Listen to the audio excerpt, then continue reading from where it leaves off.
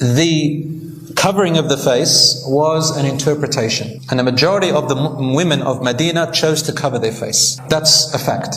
But does it mean that it is obligatory, or does it mean it is a sunnah? There is no doubt it is a sunnah act, meaning the act of the predecessors, the righteous women of the past. But is it obligatory? There are two opinions on that. The women of Medina, the hadith says that they came out covering their entire face except one eye, so they can know where they're going. Now here the scholars have differed on this.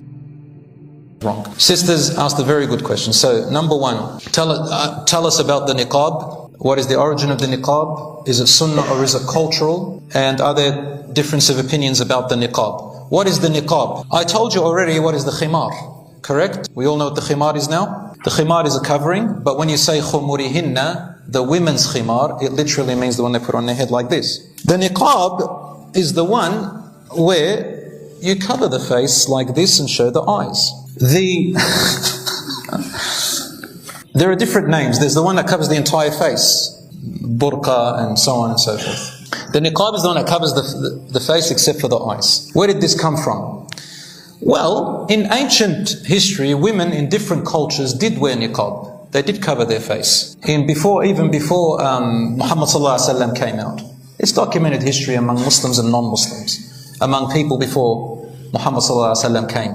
But as time went on, it turned from religious to cultural. And especially the ones in the desert, women wore it for desert purposes. There was a necessity for it. The Mesopotamian women, 8,000 years ago, also covered their face out of necessity because they used to work in the fields. In the time of the Prophet ﷺ, there was no hijab for the first 10 years. What do I mean by hijab? Hijab is a modern word that we use. It's not the word mentioned in the Quran. Hijab is the wrong word, but we use it because of social construct, meaning socially we constructed this word and everybody knows what we mean. The Quran talks it in detail. The niqab is covering the face. At the time of the Prophet ﷺ, for the first 10 years, there was no verse about drawing their khimars over their necks and over the sternum and so on. Until 10 years later, this verse came down. And the women it was in Medina. It was in Medina when the verse came down. More than 10 years. The women of Medina understood, Aisha radiallahu anha, she narrates this hadith, they understood what the verse meant because they know the Arabic language. They immediately went into their homes and they covered their hair properly, because in those days they used to put this on their hair, and what they used to do was they used to put it to the back like that, right? And sometimes they would tie it and make a thing, and sometimes I'll make a ball up here like that. I hope that I just did it fast. So they used to do that, and then they covered themselves. The women of Medina, the hadith says that they came out covering their entire face except one eye, so they can know where they're going. Now here the scholars have differed on this. Big controversy, classical scholars of difference of opinion.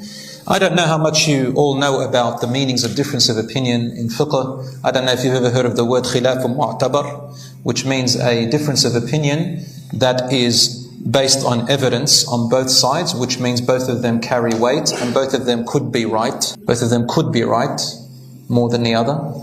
Anyway, the covering of the face was an interpretation, and the majority of the women of Medina chose to cover their face. That's a fact. But does it mean that it is obligatory, or does it mean it is a sunnah? There is no doubt it is a sunnah act, meaning the act of the predecessors, the righteous women of the past. But is it obligatory? There are two opinions on that. I'm not going to go into too much detail on this. One large group of scholars and schools of thought says it's obligatory.